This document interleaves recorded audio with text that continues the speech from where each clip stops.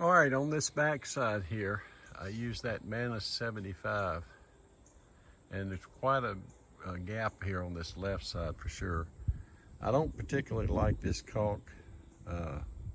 It's hard to work with. Maybe I got some old, although it's dated 23. But you have to use a trowel or something and push that caulk in. It's hard to get out of the gun. It was for me. And hard to work with. But it's in now. I went back and forth tucking it in because you need to fill that gap. I'm gonna let it set down dry. You don't have much of a lip over on the other side, so you've got to do most of your work here, and that's where the two pieces of fiberglass or this panels come together here. So I will replace those lower rusted screws. Here's this other side.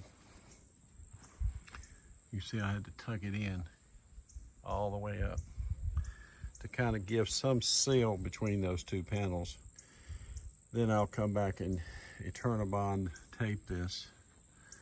I will seal the bottom here, these screws. Put some Eternabond across there too, I'm sure. And then I'll be ready to tape this at the top and close it off, and then maybe I can start putting my panels back up. But I've also got to rewire my lights. These old wires are shot, so I'm going to rewire them while I'm back here. And then I'll finish this back cap, hopefully. While that's drying good, that caulk, now I'm going to work on this wiring. You can see it's just butt connectors on all this wiring, and it's breaking loose. So I'm going to start redoing my wiring and get that taken care of. So I'll be ready to Eternabond this and start closing this back up on this rear end back here. All right, I thought I'd show you what I'm using is these solder and seal wire connectors. They have solder in the center, and when you heat that up, that solder runs and seals the cable as well as shrink wraps it. And now that I have these quick connects, it'll be easy for anyone to service or remove these panels. Just disconnect and remove the panel completely. And I've done that now on all of my top connectors.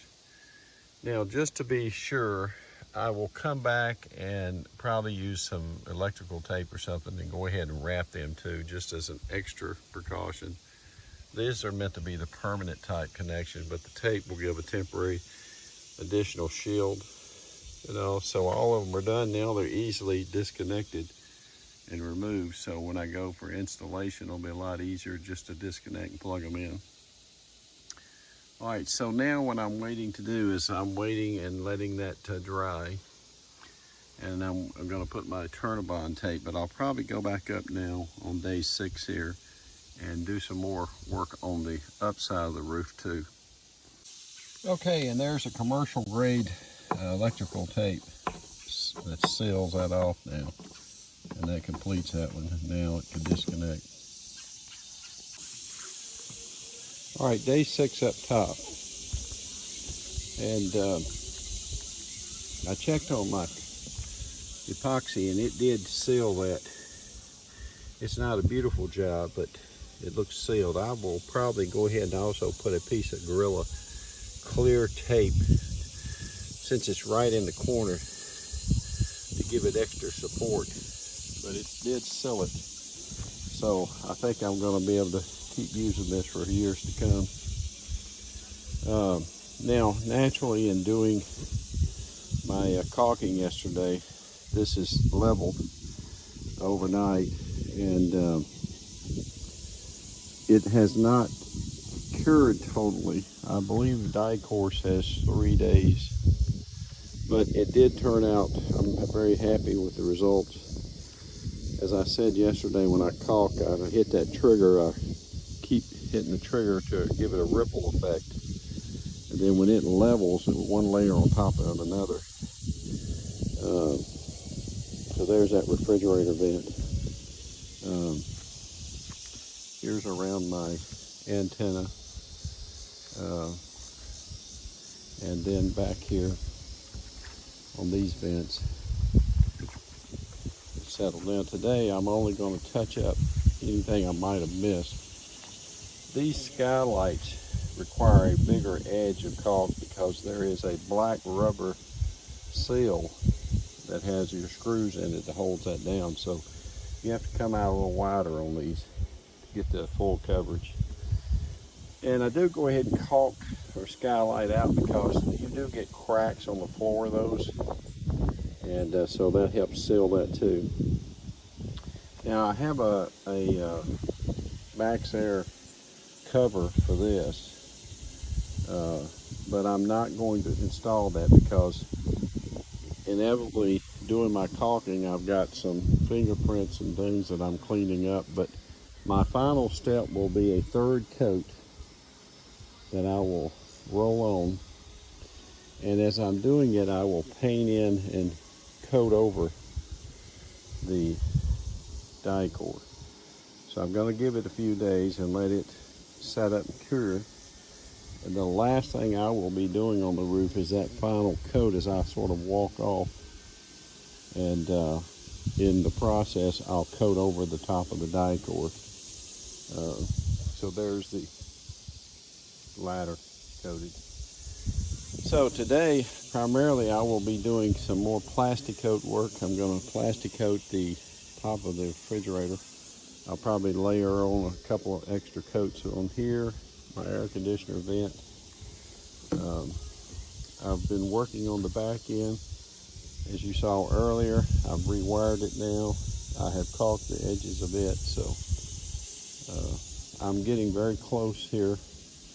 I will not finish here on day 6. I will be close. What I will be doing is now going down the sides and removing the old caulk on the sides, because I'll be coming back with fresh new caulk and resealing that along that edge. And as I showed you in an earlier video, a lot of that was still intact, but there are pieces where it's crumbled, and there's a big section up here where there's no caulk. It's absolutely disintegrated. So my goal today is go ahead and dig that out, because the Winnebago roof rolls over, and you can see that whole section there is missing caulk. You know, so it'll be an easy process to go ahead and start digging that out then and get ready to reseal that. Now when I reseal the sides, I'm going to use a polyurethane white seal. And those of you that are Winnebago folks, you know that they use all silicone, and there's pros and cons to that. In order for me to put Dicor on this roof, I had to remove all of that silicone, because this would not stick to that silicone. Most stuff will not stick to it. And it's very hard sometimes to clean it up. I don't know of a solvent really made to specifically clean that up. Downside to Dicor is that it can crack over time, but I will coat over that to help prevent some of that. So more to come.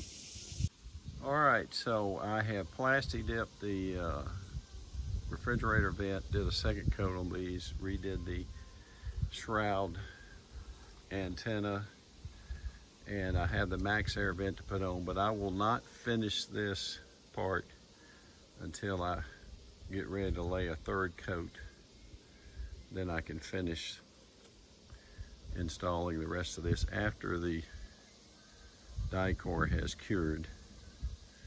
And I may put the wings on later today, but we'll see how we progress. All right, now I'll show you what I'm going to do now to sort of probably wrap up today for the most part. Now I'm over here on the side. You can see all the caulking is missing here.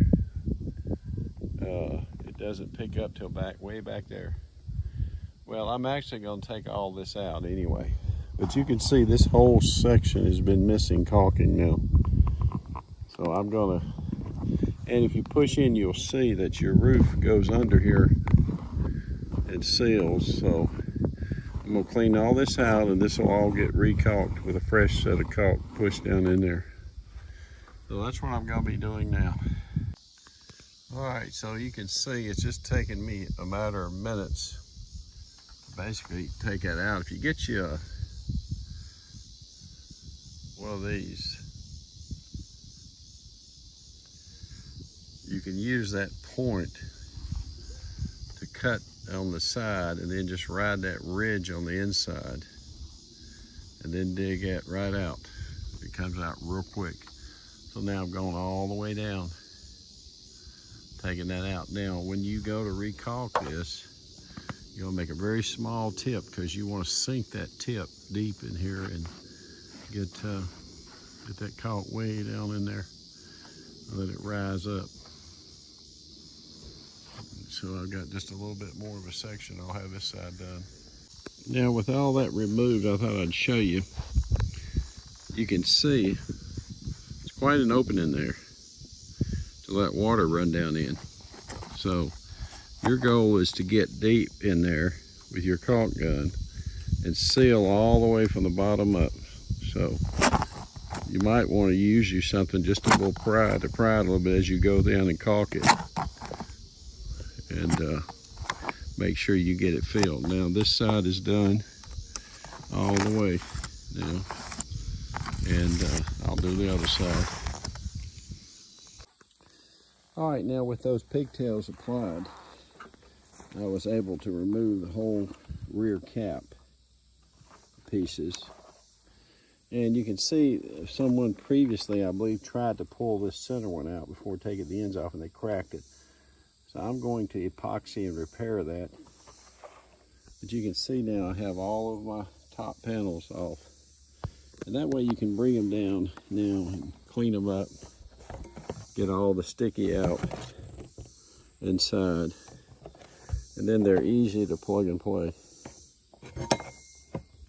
So I'll clean these up now. I've scraped pretty much the caulking off. I'll fix this brake job, and I've got another tab that's broke I'm gonna try to fix. I've cleaned my wings up now, and I did go ahead and coat them upstairs. So I'll get these cleaned up and get them ready for reinstallation, hopefully with mine as the crack and all, and get a new seal. All right, so I'm trying to now epoxy and repair that crack. I've wiped it down a little bit there, and you can see I've clamped it, and I put some epoxy on, so I'm gonna let that set up, and hopefully that'll close that crack. All right, and I reinstalled the wings today. Got them tightened down. And I'm gonna end day 6 here. Again, I've got that down there clamped, fixing the crack. Otherwise, the last thing I will do now is I'll put a final coat on.